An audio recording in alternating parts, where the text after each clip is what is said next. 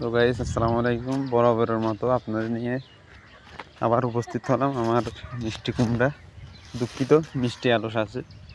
তো আপনাদের পুরো হেঁটে হেঁটে দেখাবো আজকে। এই যে এখানে এগুলো আমরা আঁটি বলে আর কি। এখানে আমরা প্রায় 10টা আঁটি করে মিষ্টি আলুগুলো চাষ করছি। 10টা আঁটি করে দেখতে পাচ্ছি। পুরো একটা জমিতে দিয়ে দিয়েছি এই বছর।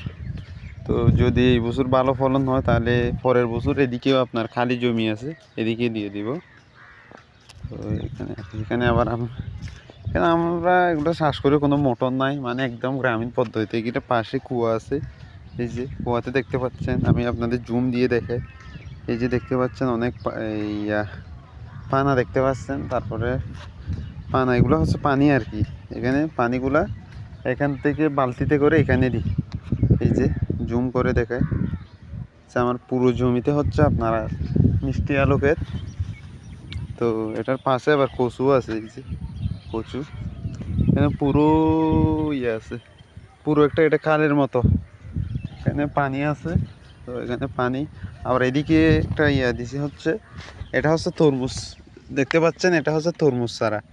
এই যে তরমুজটা এখনো ছোট। এখানেও সার দেওয়া হয়নি। যদি সার দিই তাহলে এটা বড় হয়ে যাবে। মাসখানেকের মধ্যে এটা ফলন ধরবে আর কি। তারপরে এদিকে আলুগুলো আবার বড় হয়ে গেছে, আলুর লতাগুলো আর কি। তো আমার সময় প্রতিদিন এখানে কাটে। তো এখানে আর 2 মাসের মধ্যে, 1.5 মাসের মধ্যে এখানে আলু পড়ে যাবে।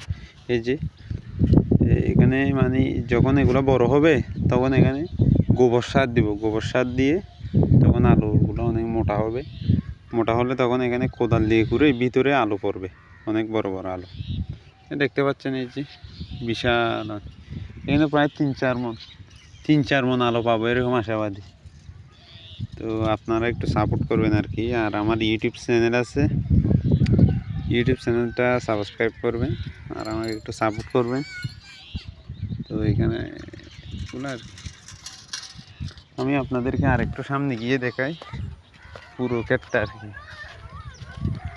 এগুলো হচ্ছে আমাদের মানে নিজস্ব ঘরোয়া পদ্ধতিতে আর কি। আমি এগুলোর পাশাপাশি মাছের প্রজেক্টও আছে।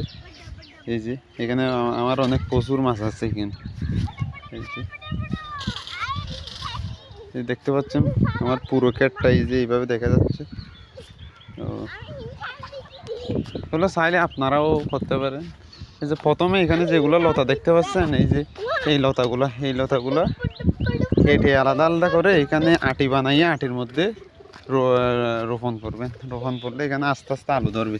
প্রথমে এখানে পানি দিতে হবে।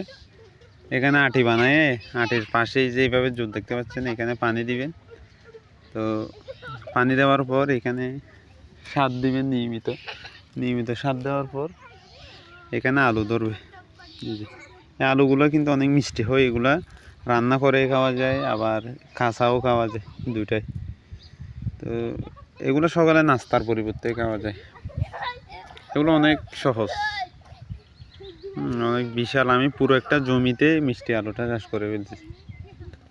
এটা তো পরবর্তী দোয়া করবেন যাতে আমি ভালো ফলন পাই। ভালো ফলন পেলে আপনাদেরকে দাওয়াত দিব।